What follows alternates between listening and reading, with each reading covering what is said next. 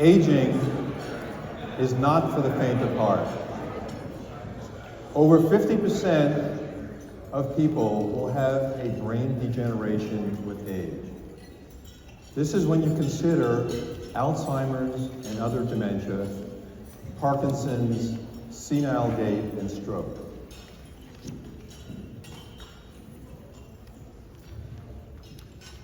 The aging brain can be modeled by looking at the lessons from Alzheimer's disease and Parkinson's disease, because they all have similar characteristics. There's a leaky gut, there's dysbiosis in the gut with decreased species that produce some chemicals that we need, like butyrate. And there's also a leaky blood-brain barrier. And the proteinopathy that we think about with, let's say, Alzheimer's disease or Parkinson's disease starts in the gut.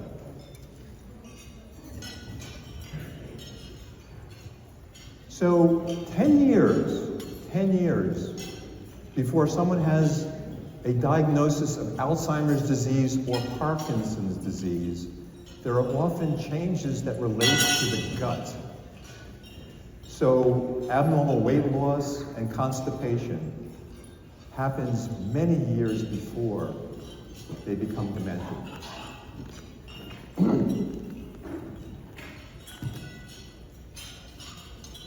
Let's look into this process of aging a little bit more.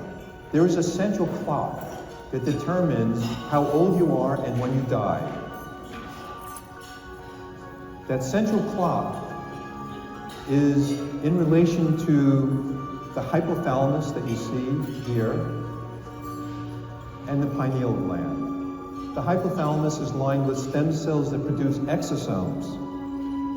And these exosomes go into the hypothalamus to maintain a youthful phenotype, and they also get produced and released into the spinal fluid, and it bathes the entire brain in keeping them intact.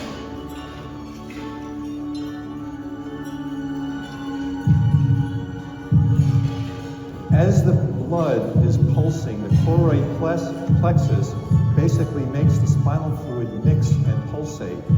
So materials are released between the pineal gland and the hypothalamus and back and forth, and also exosomes are delivered into the brainstem. This is absolutely critical for understanding the gut-brain connection.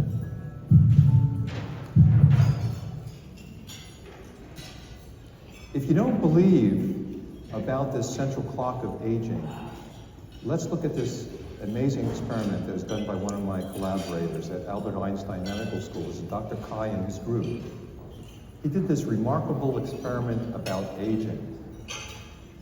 If you take a pipette and you put it adjacent to this biological clock mechanism in the hypothalamus, and you create an immunological lesion, so you kill just the stem cells that line the third ventricle, this is what happens to a rodent. It becomes old almost instantaneously. Their hair falls out, they become sexually inactive, their muscles are weak, their bones are fragile, and cognitively, they become impaired almost overnight. Now that's sort of an interesting experiment, but this I find even more relevant for today's discussion. If you take that same model and you give exosomes from a young mouse, you make that mouse who is afflicted with potential aging, you make them young again. Their hair grows in, their muscles get strong again, and they become cognitively intact. So the aging is all dependent on this central clock that can be manipulated. And if this can be manipulated in mice, maybe it can be manipulated in humans. So it's the relationship between the pineal gland and the hypothalamus that's relevant. If you take out the pineal gland, these little black spots, which are the stem cells in the hypothalamus coming up the third ventricle, if you take away the pineal gland, those cells die. That's exactly what happens to all of us. As we age, the pineal gland is making less and less of the signal that's required for the hypothalamus to remain young. And that signal is melatonin and perhaps other things like epithalamine. If you chart melatonin concentrations over the course of decades, it falls down. And when you get to be like my age, there's almost no melatonin left. And that's because the pineal gland calcifies with age.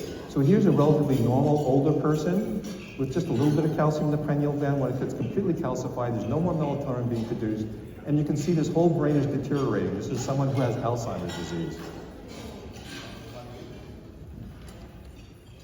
The deterioration of the pineal gland also prevents the immune system from remaining functional. So you know that the pineal gland is responsible for melatonin and also keeps the thymus young.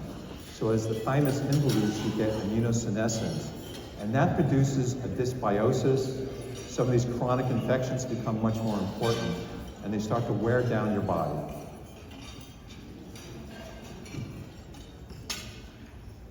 Now, why is it happening according to this model? Well, I was just showing you that these exosomes are needed to keep the brain integrity intact. In fact, the first thing that degenerates 10 or 20 years before you get Alzheimer's disease, in fact, this is happening by the time you're 30, which is just about everybody in this room.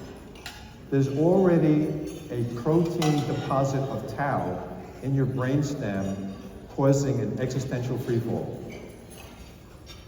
You don't know it yet, but you'll know it in some number of years. And as the brainstem is affected, so is the vagus nerve. And the vagus nerve controls many things in your body. As you know, it connects the entire gut and into the gut lining. The vagus nerve is very important for gut integrity. The vagus nerve actually prevents the monocytes embedded in the gut wall from producing inflammatory substances. So there's a cholinergic, anti-inflammatory pathway that is mediated by the vagal nerve. So as the vagal nerve degenerates, you start getting a breakdown in the gut and a breakdown in the immunological components in the gut. Plus, the loss of motility is another problem that can change the biome. So there are dendritic cells that actually taste what's in our gut.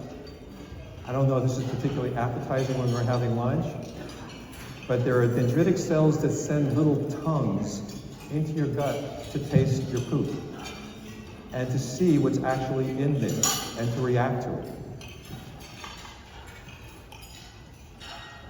It turns out that with mild cognitive impairment, so these are the people that come to you and you say, hey doc, my memory's not as good as it used to be. So what is growing in their gut? They have too much E. coli. So if you look at E. coli, mild cognitive impairment and Alzheimer's disease, not much different. In fact, when people come to you with mild cognitive impairment, they're already on an Alzheimer's pathway because those pathobiomes that are in your gut are already there doing their damage. And the same thing with Parkinson's disease.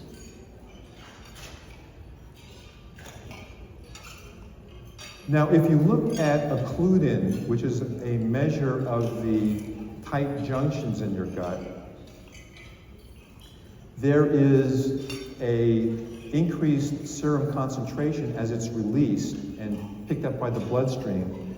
You can detect this by looking at the amount of occludin in the bloodstream with mild cognitive impairment as well as with more severe cognitive change.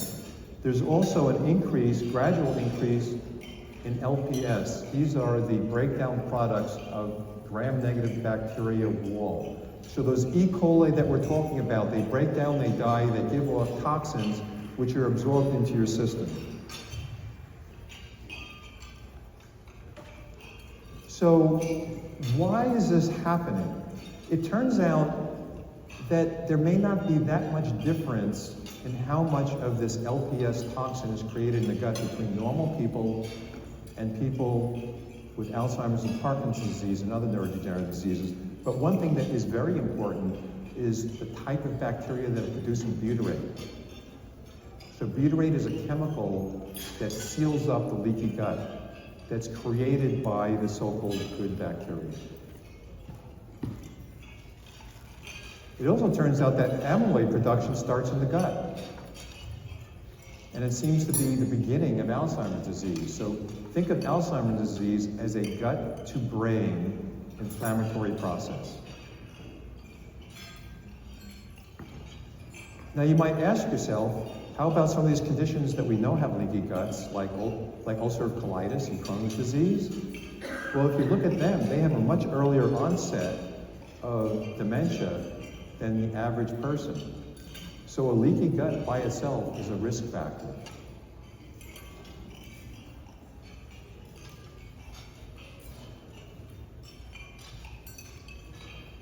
The blood-brain barrier also starts to break down. So not only is there leaking of toxins into the body, but they get through the second barrier at the brain level. The blood-brain barrier is broken down by some of these inflammatory substances as well. So LPS, the lipopolysaccharides, ginger pains which come out of your gums, and Porphyromonas gingivalis that grows between your gums and your teeth, tumor necrosis factor, they leak into the brain and they cause havoc.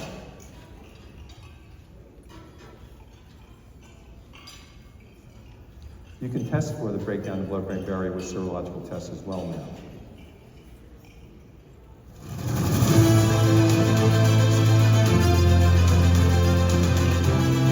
These boogers are in your brain right now.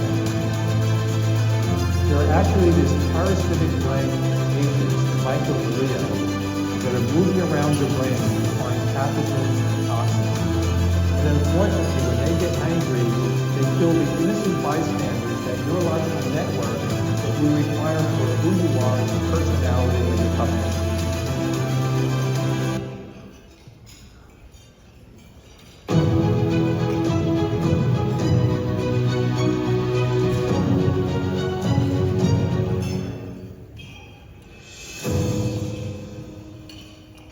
So how can we measure how much leakiness there is in your gut and in your brain?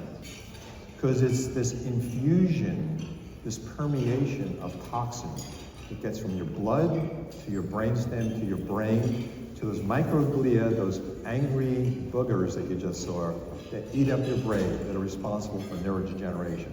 So how do we test for this and how do we stop it? So this is a picture out of the KBMO website, which you can all go and read more about this. But there is zonulin, which is a signaling molecule to open up the blood-brain barrier. Now, if you try to measure zonulin, it's very tricky because it's very immunogenic. And if you take a normal person and you try to measure zonulin, it's bouncing all over the place. So when you go from one trial to the next trial to the next trial, you're getting a variability in signal when you don't know what to make of it. So KBMO came up with a brilliant solution. Don't check the zonulin, check the zonulin antibody. So the idea here is, if you have zonulin bouncing up and down, you're eventually going to build antibodies, which are very stable. They're stable for a month at a time. So it's sort of like getting hemoglobin A1C to check for your blood sugar, right? You sort of get an integrated response. So you can do that by getting an antibody to zonulin. And that's what KBMO is doing. I highly suggest that everybody in this room reads this paper. This is not done by KBMO. This is the original research that's been published in the GI journal. It goes over how zonulin antibody performs compared to zonulin. The sensitivity, specificity, it's a brilliant article. Please read it, you'll understand it. And this is kind of a complicated slide from that paper, but I'm just going to show a few things. If you look at zonulin levels, control versus people with celiac disease, who you know have a leaky gut, there's not really much separation between those groups. So measuring zonulin is not particularly sensitive. On the other hand, there is great separation between, sorry, I'll get the laser on here. I don't think you can see it, but if you look at the second column, you can look at the difference between celiac disease and a control group. There's a huge separation when you look at zonulin antibody. So it's also, there's not much overlap either. So it's specific and it's sensitive. And it's stable, it's reliable from trial to trial. So what you really want to be measuring is zonulin antibody. Occludin is one of the proteins that makes up the tight junctions itself. So you can also measure how much the tight junctions have been opened up by looking at occludin. And here's what the test looks like. Clean the tip of your finger with the alcohol pad. We recommend the middle or pointer finger of your non-dominant hand. Save the alcohol pad for later. Open the lancet and place it on either side of your fingertip. Press the lancet firmly against the tip until it clicks. Now wipe away the first droplet with the alcohol pad to prevent it from clotting too quickly. Gently massage the finger to produce a large droplet of blood. This part is the most important. Do not touch your finger to the paper. Instead, let the droplet become large enough to drop on its own. This will ensure it only takes one droplet per circle. Repeat this for all 5 circles, continuing to massage the finger to help produce the droplets. When all 5 circles are filled, provide pressure to the puncture site with a gauze or a paper towel, and then bandage the finger. Allow the card to dry for 20 minutes. All bleeding eventually stops. Close the blood spot collection card and place it in the biohazard bag. Put this and the patient requisition form in the provided mailer. It will either have a stamp or a provided shipping label. And finally, once the mail is received by our lab, it will take about 2 weeks to get your results, but the wait will be worth it.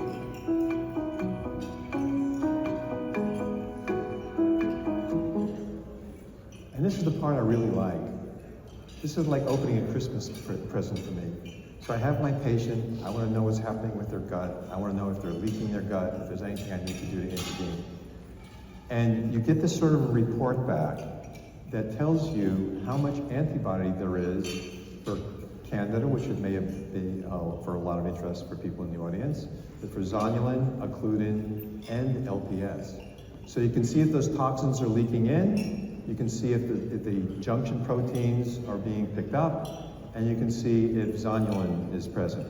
And by the way, if zonulin is positive, it not only means that the gut is leaking, but zonulin is also responsible for controlling the brain, the blood-brain barrier. So if you see elevated zonulin, you can bet that there's a leaky gut and a leaky brain. And as you know, when the gut is leaky, food particles get in that don't normally get into your bloodstream, so you start making antibodies to a whole host of things that you didn't have antibodies before. So you look at all the food sensitivities that people have built up over the years because of a leaky gut, and you can act on this. So in this case, the person who perhaps has celiac disease has antibodies to wheat components. And you get a whole list of food just from those blood sticks. Very, very nice. So what do you do if you have a leaky gut and a leaky brain? We have to act on it. So what are the possibilities? So there isn't a lot of human clinical trial data using butyrate, but there's some excellent preclinical studies that have looked at using butyrate to reduce gut leakiness in rodents. And some histology, which is quite striking. So we can also think about probiotics. Let's use some good bacteria. Now what makes them good? They suppress pathobiomes. They influence the production of neurotransmitters. 80% of the neurotransmitters that your brain needs are made in cooperation with your gut and the good bacteria that live in the gut. Is that cool or what? It also produces molecules that maintain barrier function. So there have been a number of human studies looking at probiotics. These typically involve mixtures of lactobacillus and bifidobacteria.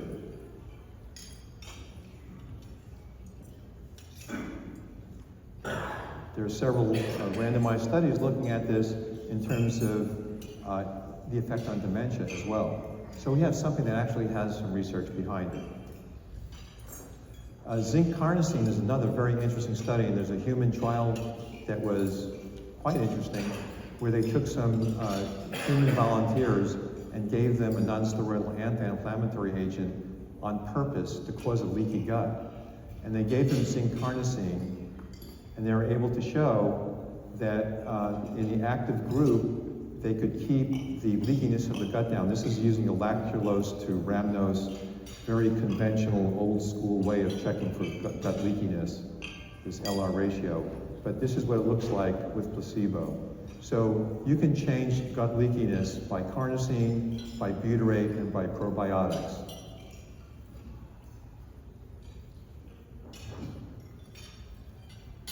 Now here's another molecule which is very interesting, and perhaps many of you are using this. Now, unfortunately, in my neck of the woods, California, I can't get this because peptides aren't allowed in the state of California, but in my clinic in Florida, we can do this, and offshore we can do this. But lorazepatide is an interesting 8 amino acid peptide, which has been shown in a meta-analysis to be effective in reducing gut leakiness. Interesting, lubiprostone, which we probably use for constipation in some of our patients, also has been shown to reduce gut leakiness in humans. So that may be something you may want to use anyway for someone who has constipation. So that's kind of, you get a twofer there.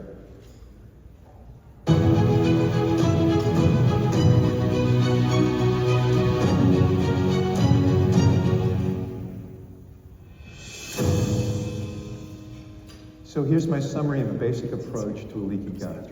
Get the KBMO fit test. I get this on all of my patients. Get a fecal biome as a baseline. Watch for food sensitivities. Avoid drugs that worsen leaks, for example, NSAIDs. Consider the diet, prebiotics, probiotics, butyrate. And here are the dosages that you use for butyrate. It's 1.2 grams BID. It comes as a sodium salt and as a calcium magnesium salt. I like to use the calcium magnesium salt because the amount of sodium, when you're looking at a couple of grams a day, is a lot. So I like to use the calcium magnesium, and plus you may want to use magnesium anyway for other reasons. So it's like a good thing to do. It's sort of like, again, it's another twofer there. And zinc carnosine. And you also get the zinc that you want for helping your gut health. Now, BPC, there's not a lot of clinical data in randomized trials, but lorazepatide actually has a meta-analysis out there, so that's something to consider. Now, I'm quickly going to go through a few other things coming through the nose. There were children getting Alzheimer's disease in Mexico City just from this pollution that they were breathing. 7-year-olds getting Alzheimer's disease in histology when they were dead from having suicides caused by their rapid brain deterioration, just from breathing. You have to look at some of the conventional viruses. So I test for the herpes viruses that can come in through your nose and mouth, through the trigeminal system and through your veins. We've got to look at the teeth. Gingivalis, Porphyromonas gingivalis is one of the major factors for Alzheimer's disease, and it grows on these bad gums. So when you see advanced periodontitis, you can bet that they have Porphyromonas in there. You get these people who get deep cleaning very frequently. Get in the habit of looking at people's dentition. It's one of the most important things you can do. And there's a difference. If you look at people with chronic periodontitis, there's a much higher incidence of Alzheimer's disease. It doubles the risk. It's huge.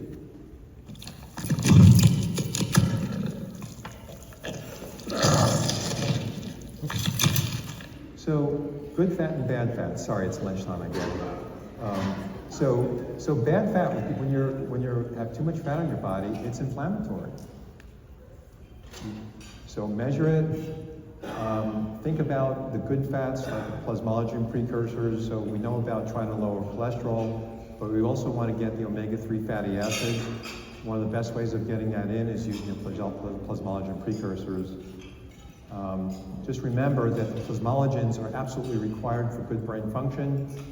You stop making it when you get beyond 30, when you're in that existential free fall. Beyond age 30, you don't make enough of these components that your brain needs. Supplement them.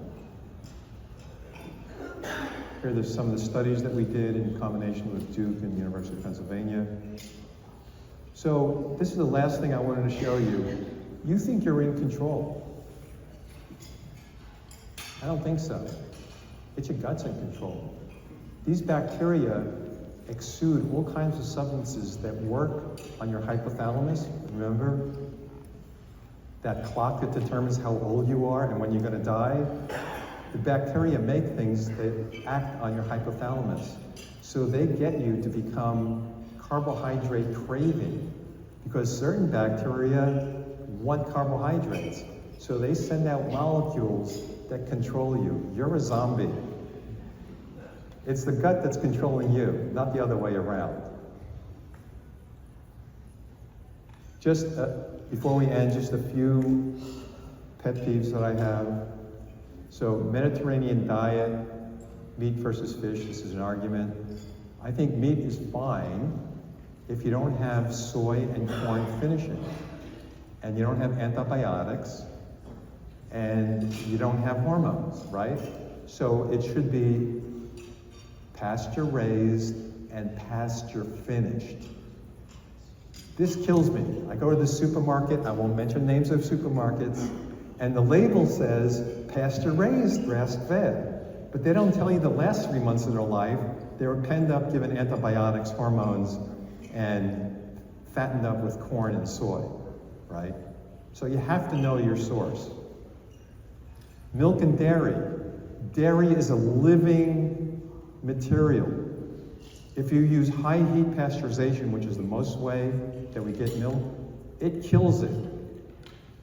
Low heat pasteurization, the exosomes, the young exosomes, which have the same signaling characteristics that young exosomes have, you can get that from milk, but it has to be low heat pasteurization. I love this thing about organic food. One of my good friends who's a farmer said, organic farmers are the ones that spray at night.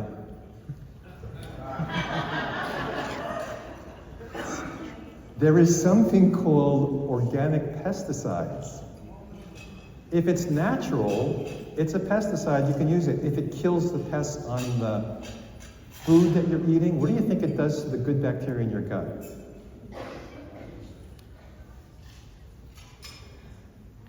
Well, it goes to the reason that not all foods and supplements contain what you think.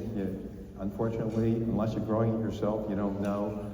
Food preparation is absolutely critical, and this is probably the last thing I'm going to say. High heat cooking produces advanced glycation end products. They're absorbed and they turn all your soft tissues in your body to leather. So those blood vessels that you'd like to be supple, you turn them into leather. Barbecue, broiling, frying. The food, perfectly good food, is going to be destroyed if you do that. Soft boil, steam, poaching, slow cooker. That slow cooker you got as a wedding gift that's in your closet, take it out of the box and use it.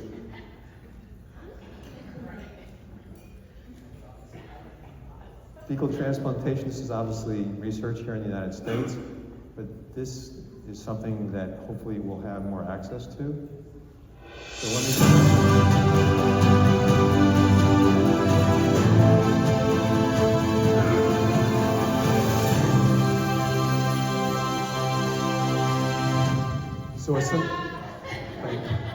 Thank you. So a synopsis. So a central clock maintains brain and body function through the immune system, and two systems modulate inflammation, the adrenal system and the vagal system, top-down control, including the health of your gut. Aging of the immune system and autonomic nervous system decay promotes a leaky gut and dysbiosis. Dysbiosis, leaky gut, permeable blood-brain barrier inflammation are key elements to all of these aging-related neurodegenerations. The KBMO FIT 176 test may be used to evaluate a leaky gut and food sensitivities at the same time with a few drops of blood. The leaky gut may be approached with diet, probiotics, prebiotics, carnosine and butyrate. Refloralization and fecal transplant is an emergent option, not really available just yet. Oral dysbiosis due to periodontitis is a likely major additional contributor to Alzheimer's disease and requires good dental health approaches. More information, here's a little plug. I happen to know the authors.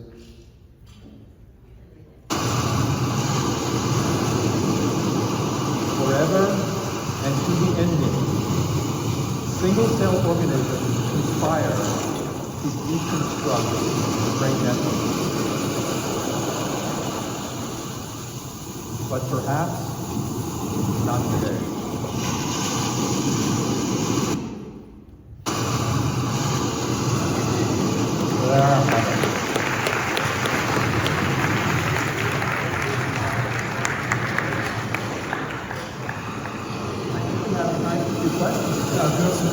If anyone's got any questions, I'm wandering around with a microphone. Questions, anyone? Yeah, up front here. Hi, you were talking about celiac disease. What about Crohn's and ulcerative colitis, like with the sort of increasing autoimmune conditions in children and like earlier diagnosis of Crohn's disease?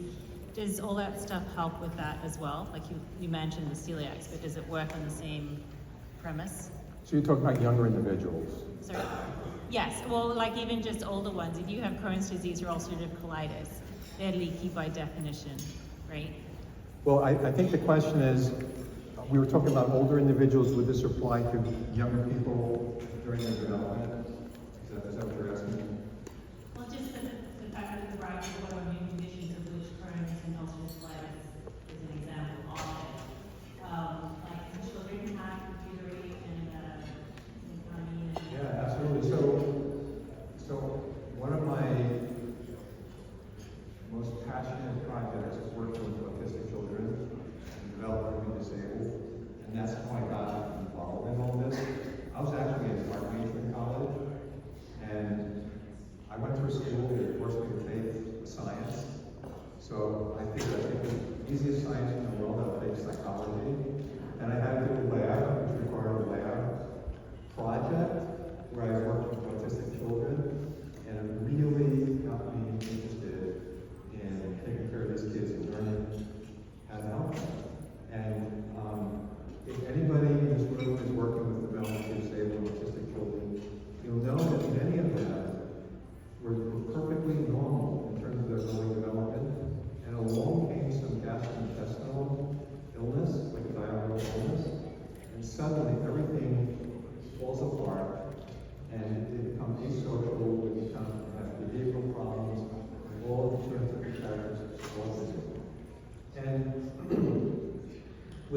colitis and Crohn's disease, it's a little bit of an older onset, and I don't think you're going to see that developmental disarray like you see with the children, which is catching them.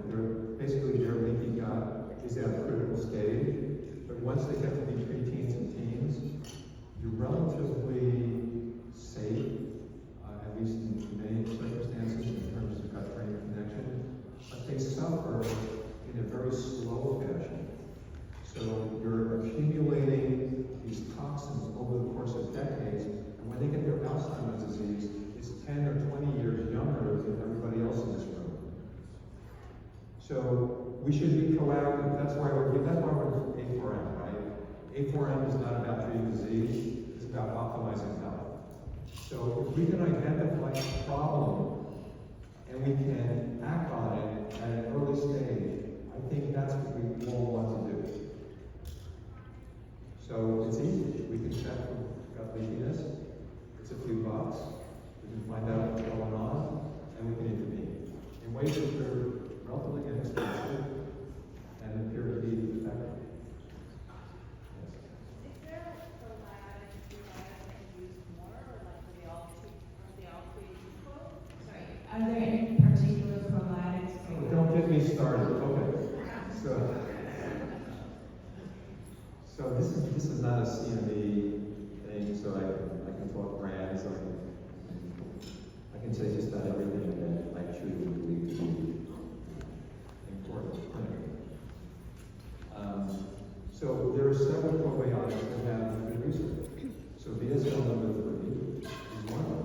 BSL, like Victory, Sam, Liberty, number 3 has research that shows that it can be effective. So that's a bacteria combo. Your bedtime. That would be one that I tend to use a lot. I would like, I'm very much tied to the evidence. I would like to see a probiotic that actually has clinical evidence, because most of the probiotics that you buy in the store are dead. And by the way, these yogurts that you buy, one of my good friends, Sabina Zan, you may know her, she's a GI doctor, very interested in some of the things we're talking about today. And she's spoken for 81 years. She's looked at all the major brands of yogurt. Most of them don't have any live bacteria. You read the label, and it says 50 billion. Right? It says it on the label, it's got to be true. But the problem is, by the time it's processed, put in the container, it's stored for however long. It's in the refrigerator. You take it out and you eat it. It may be dead.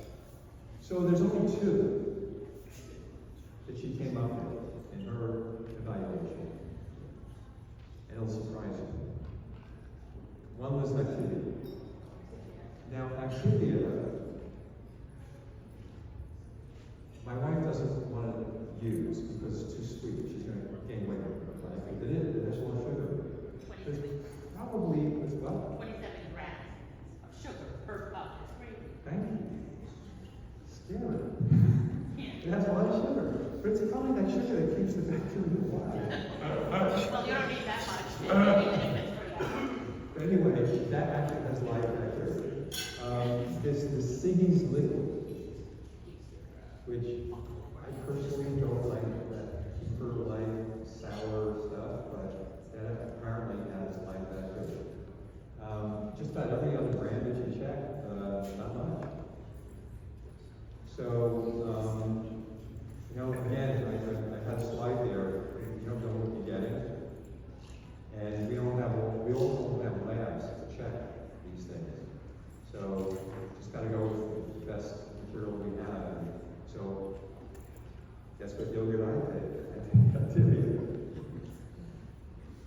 By the way, not sponsored by Activia.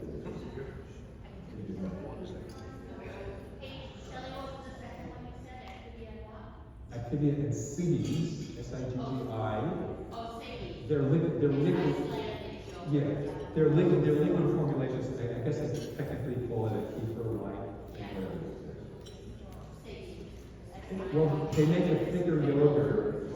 I don't know how much live bacteria You can make your own yogurt, by the way.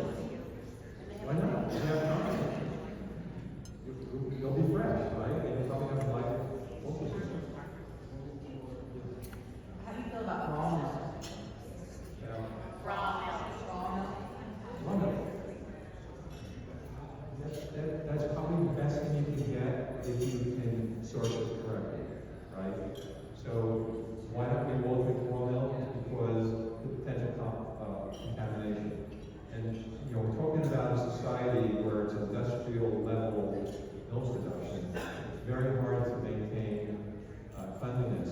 And remember, things are batch, right? So if it's one cow in your herd that has listeria, and you batch it together and it's incubated together, you're just contaminating the whole run, right? So if you have small batches, small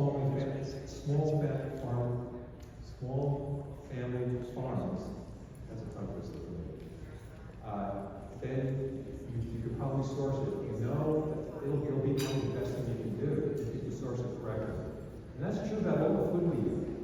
If you're close to the source, you know the source, you know how it's produced, small batches, family farms, not industrial production where everything gets contaminated and mixed together, would probably do better.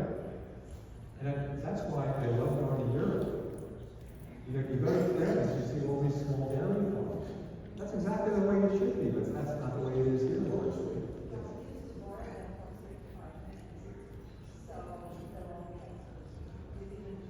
Well, if you boil, so if you boil, it will kill. If you boil, it will kill the exosomes. It's the exosomes that you want. If you get, so low heat pasteurization, I believe, is in the low hundreds. Just before you answer any more questions, we're offering a discounted fit test here today as well and tomorrow. So it's normally $395, it's discounted down to $200. So again, what we found is it's a great way that you can do it now versus if we give you a kit, it will sit on a dusty shelf in your offices. I'm sure you're all familiar with that. So there's an opportunity to get your test done here. We have an optimist here to kind of do the finger sticks and then get that test done. So you are considering bringing it into practice to at least get the test done yourself as well. Sorry, Dr. Jordan. No, thank you for bringing that up. I was supposed to mention it. Colostrum, what's your thoughts on colostrum? Yes, so colostrum is the first milk let down milk. Probably very healthy. And again, if it's batch, and again, you have to know what the source is. There's going to be immunoglobulins in there, phenomenal. If it's pasteurized high heat, again, you can kill any exosomes in there. But if you get a fresh source, it's probably amazing. You can buy it in the store. Yeah, you can get low heat pasteurization. So that's what I buy. It's non-homogenized, low heat. It's minimally. I think it's 140 degrees. Yeah, or less, yeah. So 140 degrees or less. If you get above 140 degrees, and there's papers on this, so I'm not just making this up. If you go above a certain threshold, the exosomes just dissolve. You lose a lot of nutritional value. Anything else? You mentioned exosomes affecting the You mentioned about exosomes affecting the hypothalamus. Do you advocate the use of IV exosomes?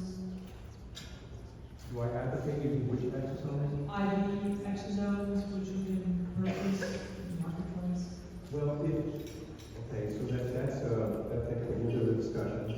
So IV exosomes in the United States is not legal, unless it's allogeneic. I'm sorry, unless it's autologous. So if you get exosomes from yourself, that is okay to do in the United States. But then you really want to, will I go and take my own exosome and give it back to me? No way. I'm 74 years old. There's lots of toxic soup in me. So I would prefer to be offshore and get exosomes offshore where it's legal. That's what I do. But that's just me. In the United States, you can only use autologous exosomes and not use exosomes from anybody else, unless it's part of a clinical trial. So Dr. Jordan, thank you very much indeed for talking